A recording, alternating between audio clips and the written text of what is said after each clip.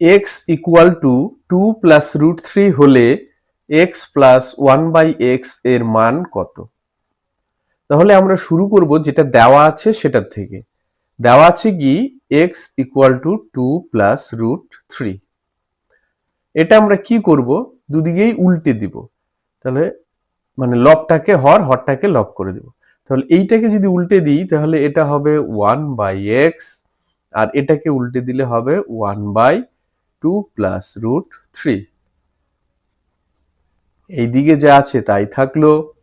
এইটা কি করব, করণী করব, করণী নিরসন। তার মানে নিচে যেটা আছে সেটার মাঝখানের চিহ্নটাকে পাল্টে উপর নিচে গুণ করে দিব। দেখো কি করছি, 1 থাকলো, 2 প্লাস রুট 3 ছিল, এটার চিহ্নটাকে পাল্টে দিলে 2 মাইনাস রুট 3, উপরেও একটা 2 মাইনাস রুট 3 নিও।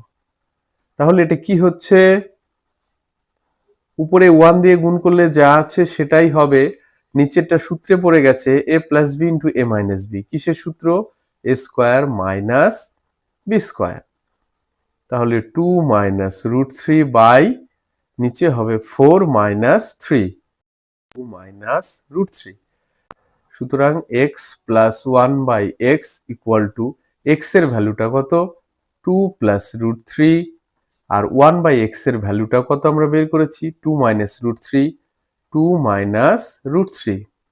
তাহলে এই রুট 3 কাটা যাচ্ছে, 2 হলো কত? 4। তাহলে আমাদের অ্যান্সারটা কত বের হলো? x প্লাস 1/x এর মান 4।